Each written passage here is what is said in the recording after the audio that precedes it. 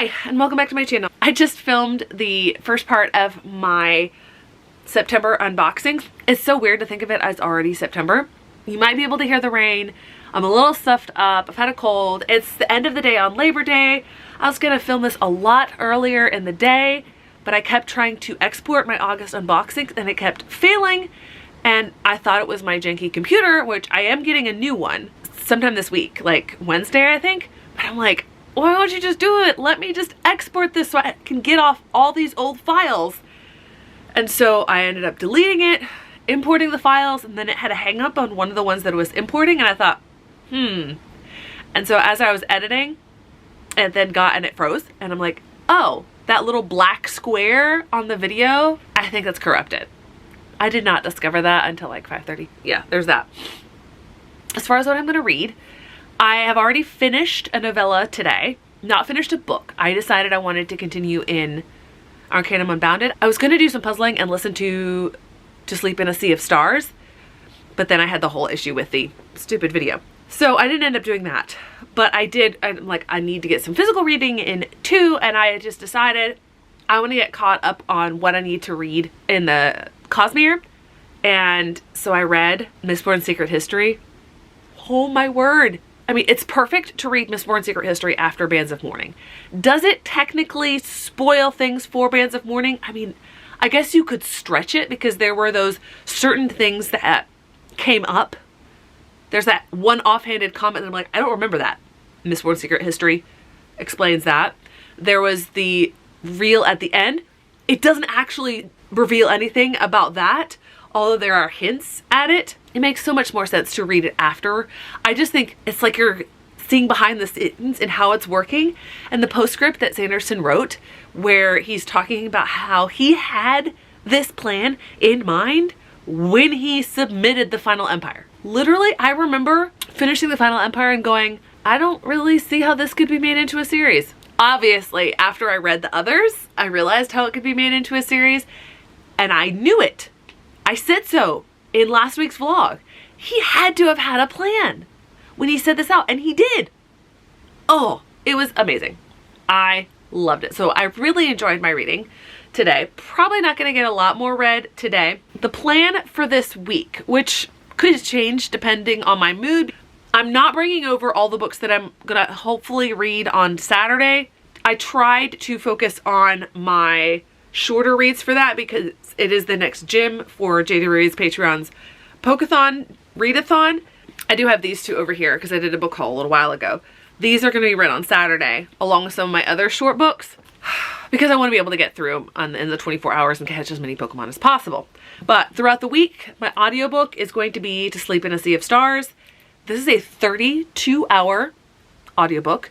I don't listen to it on the speed where it would take 32 hours. I've been listening to it on 2 times speed, not to this, to audiobooks on 2 times speed, just because I needed to slow down my reading, and I still will, but that might mean it might take 2 weeks to get through that. As far as what I'm thinking that I'll get to for physical reads throughout the week, I think I'm going to go to nonfiction, and I'm going to pick up one of these. Probably this one first because this is the longer of my nonfictions. That's my plan for the week, hopefully-ish. I'm going to go spend some time editing the vlog for last week because obviously I was fussing with the August unboxing video and didn't get any vlog edited. I didn't think I would be. I thought it was a problem with the computer. Well, the computer still has problems, but back to school tomorrow, so yay. Hopefully this cold runs its course and I don't have to sound stuffed up or all that sort of stuff. And I can continue with some awesome reading. Coming in real quick to update. I'm still congested, but you know, it is what it is. I have not read much more since yesterday, obviously, because I filmed that at the end of the day. But I did get some book mail. It is another ARC that I won on Library Thing, and I can't remember what it is. Okay, so this is a memoir, Muddy People, A Muslim Coming of Age by Sarah El Sayed. I think this is going to be really cool. I'm really into memoirs, especially from voices that I am not like. So clearly not like this. So I hope to learn some stuff from it. I don't know where my brain is right now, so I'm just gonna veg and watch BookTube. Okay, so still a little stuffed up or whatever phase this is of the cold, but it is Wednesday. I haven't updated that much. Got the weird light coming from my school laptop over there. I realized that I haven't talked about To Sleep in a Sea of Stars and what I think of it yet. I've listened to it Monday and Tuesday so far while I've been working on a puzzle, and I don't know. I will say that sci-fi, alien contact, not really what I'm into in just about any realm, with a few exceptions, like with the Skyward series or with Doctor Who. I love Doctor Who. Now, Doctor Who episodes are not all out in space and the alien contact and etc. So maybe that's what makes the exception. But I just haven't really gotten into, I guess you'd say, space opera type. I haven't really engaged with Kira, the main character. The plot seems to be moving at a pace where I would expect more of the book to be done rather than like 9% into the book. And already all of this massive stuff has happened. Like, how much more are you going to put into the plot of the book when it feels like we're already into the rising action? Well into the rising action. I just stumbling over what's going to be the structure of this book, you know, the plot structure and everything, because it's a 900-page book and I'm about, I guess, 100 pages into it. I don't know exactly because I'm listening to it on audio. It's not like I'm disliking it. I just don't see where it's going yet. So I'm going to keep going. I'm going to finish it. I don't think that this is going to be the book that converts me into a sci-fi lover. We'll leave it at that. Then as far as the physical read, it's over there, so I'm not going to go grab it. I started Veil, which is a nonfiction book by Bob Woodward. It's to fulfill the published before 1999 prompt on pokethon. I'm really intrigued by it. I didn't read much because, yes, I was reading it as I wound down, and it's dense and you've got to go slower, but I'm loving it. I'm really enjoying it. And one of the things that I thought about perspective-wise is Bob Woodward is a journalist, not a historian. So when he writes about these things, he's writing basically as they happen or just after. This book was published in 1987, and it's talking about the CIA's secret wars from 1981 to 1987. So even in the year that it was published, that gives a different perspective on it than a historian would take. It obviously gives a journalistic perspective on it. And from some of the reviews that I've seen, people don't necessarily appreciate that. But I'm really intrigued not only to learn more about it, but to look at those scenarios from the journalistic, the as they are happening sort of perspective, because I mean, that's nearly 40 years ago, over 40 years ago for some of this. It's in history books now. So a lot of this stuff is. I appreciate that perspective, which I totally get that it would appeal more to me as a historian than, say, a layperson. So I'm enjoying those. I don't know how long it will take me to get through Veil. I think that's going to be the other big book that's going to take me a while to get through. I'm planning to read that throughout the week, pause on the weekend, at least on Saturday for the gym, and then pick that back up. So I'm going to get back at it. Okay, so same spot. I promise in future updates I won't be in the same spot. But I just finished my run, got back, and wanted to do a quick update before the Pokethon gym starts. So it's Friday evening. I'm going to go ahead and do it based on BST, which means that I will start in about 15 minutes or so, you know, after I get cleaned up. So I'm going to transition away from reading Veil and To Sleep in a Sea of Stars, which I don't mind because those have been going very slowly. I still am enjoying, I guess is a way to say it, my read through Veil, even though it's a lot. It's dense, and I've read that in some of the reviews. It won't be a quick read, that's for sure. As far as To Sleep in a Sea of Stars goes, I'm still really struggling to see the overall plot and where it's going. It just doesn't feel like a big enough plot for the size of book it is. Also, I can tell very much that this female perspective, main perspective, is written by a man. Okay, something that I really don't prefer. Okay, so let me back up. In this situation, Kira, the main character, so humans have colonized multiple planets, and she's a xenobiologist, so she studies foreign life forms, and she's part of this crew that's making this planet habitable for future colonization. And right before they're supposed to leave, she is like talking with her now fiance, and she sees something, goes to investigate it, ends up completely infected with this new, what she calls Xeno, a new life form. And it completely takes over like everything about her. There's a catastrophic accident at the beginning and her fiance ends up dead. I'm pretty sure that that's not a spoiler, but oh well, you're spoiled. Because it's a 900-page book and that happens like within the first couple hours, so maybe 100 pages. She gets to a point where she can finally like look at herself in a mirror. It's all woe is me. I'm hideously looking. No guy's ever gonna find me attractive again.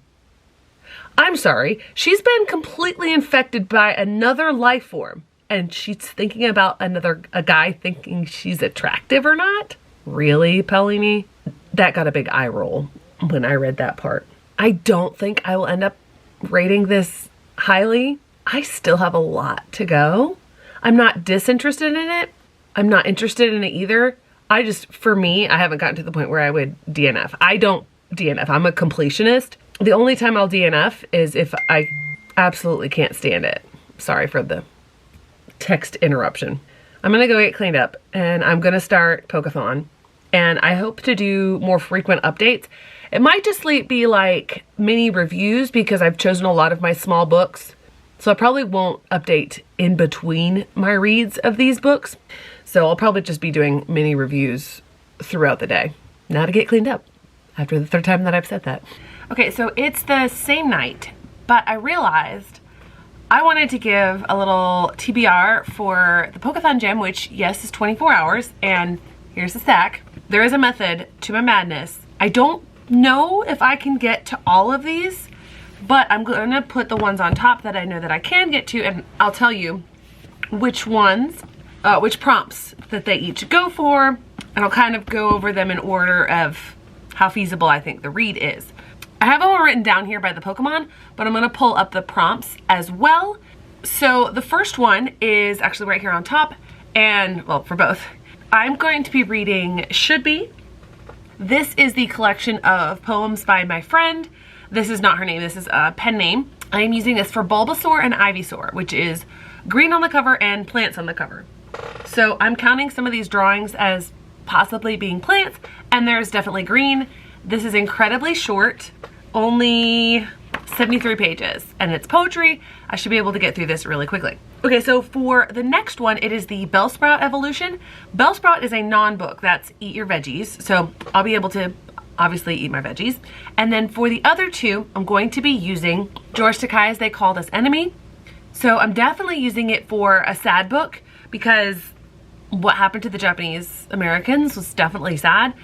I'm not sure, I will see after I read, but I'm also gonna try to see if it will fit for Victory Bell, a book that feels like a victory.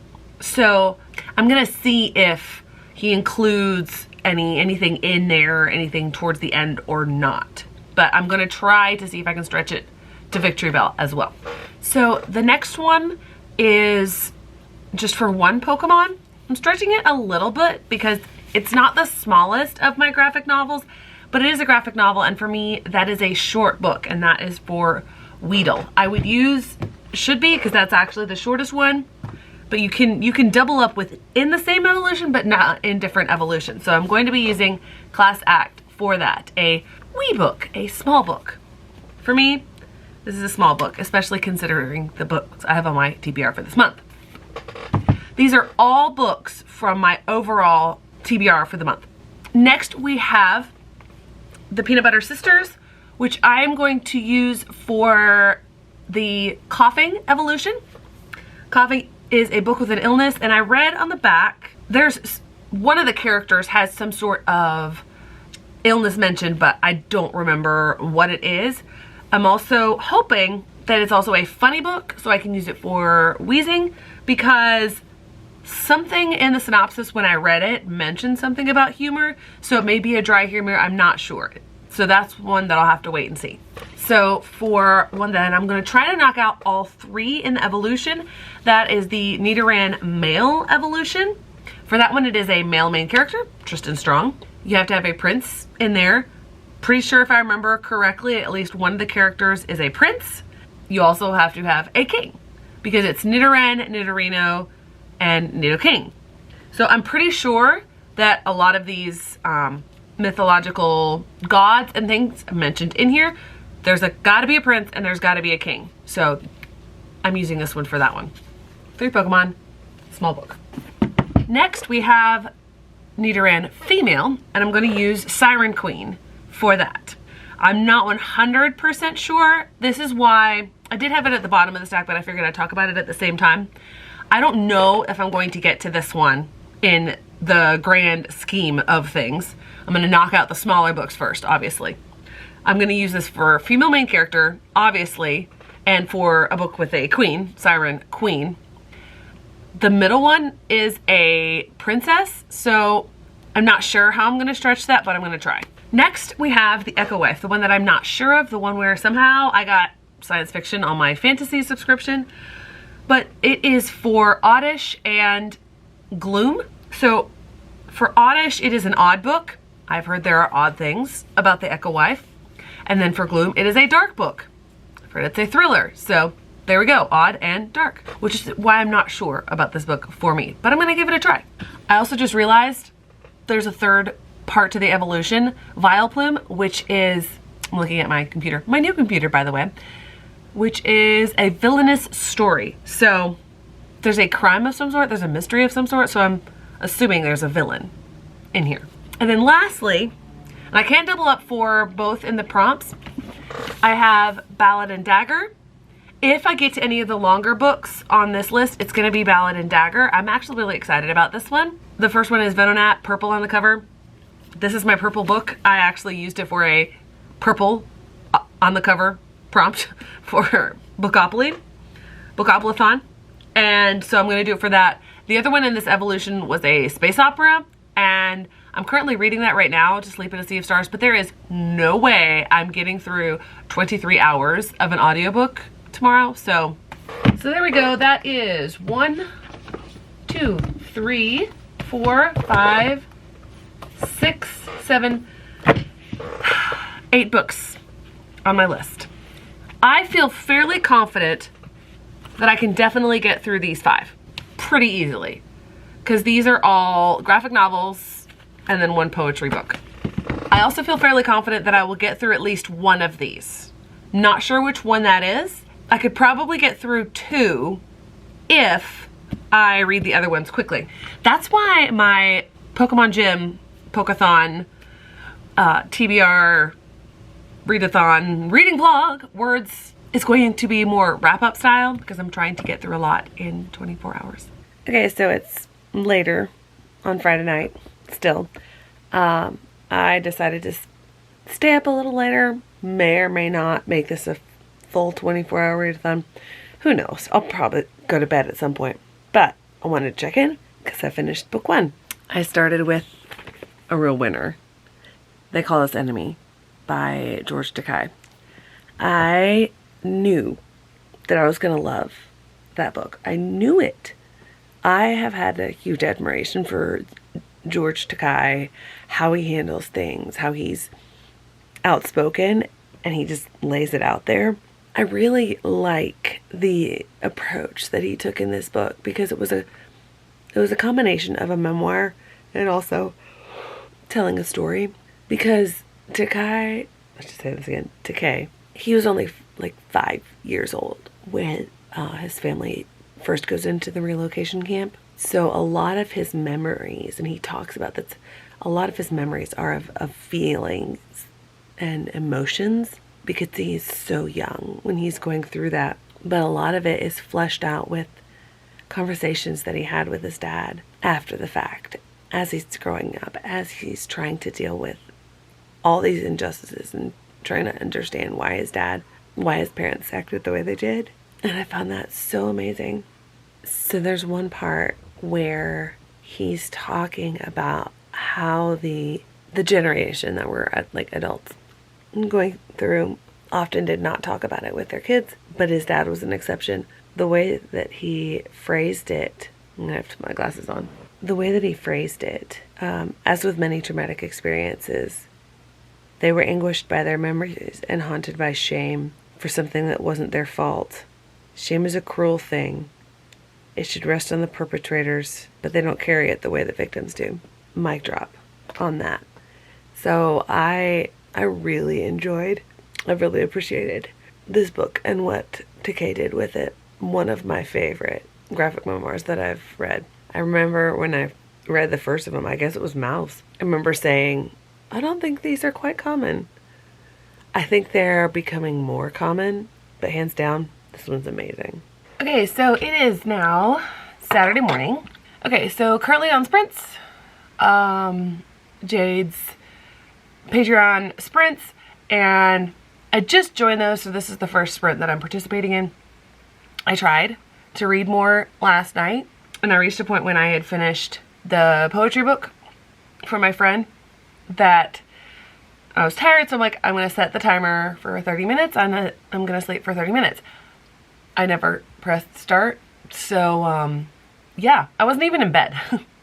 I was laying on my floor wrapped up in a blanket, so that was fun. So I tried to read more, but it took me a long time to read this morning. Be that as it may, 2 books finished. I finished the poetry book, and I'm not going to talk too much about like individual poems and stuff. Poetry and poetry collections, they're not necessarily my favorite. I really like her poetry. She's a good friend of mine. Poetry collections just aren't my thing, so I'm not going to talk too much about it. I'm probably not even going to rate it. And then this morning, I finally finished, it took me forever because I kept falling asleep too. I finished Class Act. This is the one I thought I was waiting until I read New Kid first, because I thought it was a direct sequel. And then I read that it was a companion novel. Well, it's a sequel. Not that anything was spoiled from the first one. There were some characters that had been introduced and things that you'd learned if you'd read the first one. I still really want to read the first one. This book did not have an overall plot or driving thing. It was just a year in the life of these characters. But the art is fantastic. I love the art in this. And there's a lot of really deep stuff that Jerry Craft says in here, and I can't wait to get a hold of New Kid. And I just started Tristan Strong, and just in the first 2 pages, I've been reminded of how much I love this story, and I cannot believe that I haven't read the other 2 books in the series. But I'm really, really liking the artwork. It's definitely a different style, but I think it fits, and it's not shying away from adding nuance to the story. That's the one thing with the adaptation that I was worried about after the lackluster adaptation of Legend. So I did watch, I think it was Beautifully Bookish Bethany's wrap up or something recently where she had read the adaptation and gave it high praise, said it was a good adaptation. So I'm looking forward to reading this and catching 3 Pokemons at the same time. Okay, so slight change of plans. Right now I'm doing laundry and catching a Pokemon. That's one of the Pokemon. Originally, I'm still registered for a half marathon up in Charlotte, but it's supposed to rain all day. I have no desire to run 13 miles in the rain, and I didn't go out of pocket on the hotel because I would have had to go up to pick up my packet tonight. So, and this isn't my goal race or anything, so I'm not going. That would have been tomorrow morning. So instead of going up to the half marathon, again, I'm out only the money of the registration, which I paid so long ago. And yes, I want to get lots of half marathons in. I have no desire to drive up there. I have no desire to run a half marathon completely in the rain tomorrow. So Mom is on her way over, gonna run with her.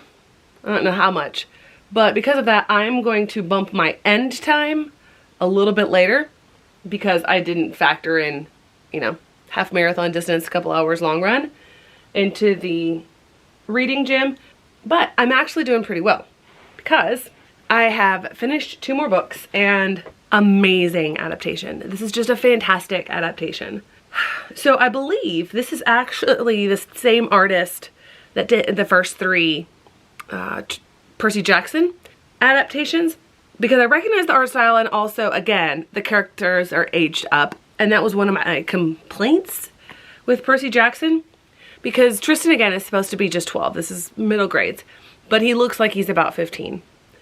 Now, I will say, having taught middle school, there are some kids who look a lot older than their years. I currently teach a freshman who looks like he's a senior. It's not unreasonable, the quote-unquote aging up of this, but just the way that he depicts all of these different characters in here is just brilliant. And there was a lot that I struggled to get an image of in my mind because I'm not as familiar with the mythology. Like at the beginning, when he falls into this sea and there are the bone ships, I mean, just look at that art. That is so evocative, so helpful. Like, I love it. And Gum Baby, love it. Absolutely love it. One of my favorite adaptations so far. So this is definitely probably going to get 5 stars as well. I love Tristan Strong. Cannot wait to read the rest of the series. Then I also read The Peanut Butter Sisters. So this was one of the comic subscriptions that I got, and this was like, it said it was an immigrant story, but I wasn't like completely sure. And I just realized what the illness was. It was towards the end. Oh, vertigo. That was the thing. That story was one of the weird ones. There were 2 very weird short stories at the end with some naked bodies in it that I just flipped closely because that's not my cup of tea. I don't prefer to have that in my thing. But the first few stories, they're very weird. They're very imaginative and creative, and I like the ideas of what it's doing. So I loved 85% of this, but those last 2 stories, so I'm not sure actually either what I'll rate it or if I'll keep it. I'm leaning towards keeping it because I did like so much of it, and the stories were really creative, really thought-provoking, and I did laugh at least a couple times, so I can use this for coughing, the illness with the vertigo in that one story, and for wheezing, for funny. So I have successfully completed part 1 of my goal for the day. That means I have 3 books left. I have picked up Ballad and Dagger, so I've taken the dust jacket off, but again, I love it. And I haven't gotten very far into it at all. Only 14 pages, but I'm already really intrigued by it. The author, I forget his first name, but his last name is Older. He's doing a great job, and this was the one that I was most excited about and really wanted to read. So that's why I'm picking this up now. I'll probably finish it after the run, and then I'm not sure what I'll pick up next. Maybe the Echo Wife, because I think it's shorter than Siren Queen. As far as the non-book related Pokemon that I have caught, I caught whichever one is to make yourself a cocoon. I forget what that Pokemon is called, because last night when I fell asleep wrapped up in my blanket, well, there's my blanket cocoon. I am doing Grimer, which is housework because I need to put my laundry away. And then there's another one for Eat Your Veggies. I still need to work on that. If all else fails, I have some carrots in my fridge, so I'll eat those. Oh no, I did remember what I was gonna do for that. I have these muffins that they're like Veggie Delights or whatever. They're really delicious. They're blueberry oats, and I think there's zucchini and stuff in it. So there's veggie. That's what I was gonna do for that. And then there's a couple others that I think I'll be able to do. There's like Pamper Yourself. So maybe I'll bring my credit card along and get a Mocha Freeze, which is like coffee and ice cream treat. So I'll be able to catch a lot of those. As far as Pokemon goes, I probably should have picked one of the other ones because Ballad and Dagger is only 1 Pokemon, but I'm more excited for that one, so I'm gonna do that. And then I might just go ahead and do Siren Queen because that's 3 Pokemon. I don't know. Doing pretty well though. Okay, so we have reached the end of the week. I still have half a day or so left. I always have these grand plans for how productive I'm going to be in getting caught up on stuff. Like I really need to get caught up on my reading logs on Storygraph and Goodreads. Have I done any of that? No, I spent 2 hours working on a puzzle.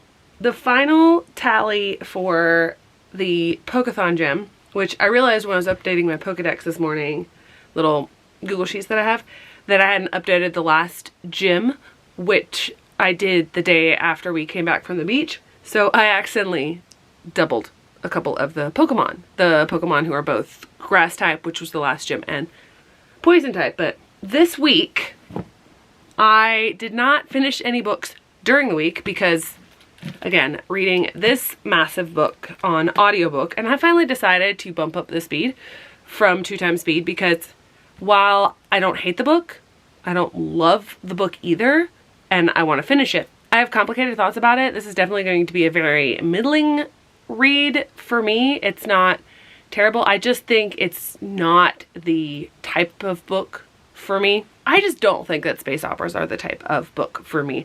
I don't even really generally vibe with that type of like TV show either. So I had that massive book, and then I had Veil, which is over there, and I don't feel like going to get it, and I was just working my way through those this week. The books that I did finish, I finished all yesterday. And that's these books. Finished off They Call This Enemy. I loved this. One of my favorites for the whole week. Should Be, which is the book written by a friend of mine. Didn't actually end up needing to read this book because I'd already gotten both of the, it was Bulbasaur and Venusaur. But anyway, I'd already gotten both of those. Did Class Act, Tristan Strong. Loved this one. Peanut Butter Sisters. I'm gonna hold on to this one. I decided to hold on to this one, even though I didn't like the last 2 very short stories in here. This is like a collection of short stories, but I enjoyed the very odd storytelling in the first few. It's odd, but it's engaging, and I do like the art style. These are the ones that I finished. I got about a little under halfway in Ballad and Dagger. I have been saving the last 2 hours of the readathon for when I'm going to get to that, so I'm going to count that as finished during the readathon, but I haven't finished Ballad and Dagger yet. But I'm really liking it, and I really think that I might go and investigate some of Daniel Older's backlist because they're really good. Here's what I read this week. Thanks so much for watching. Hope to see you in the next one.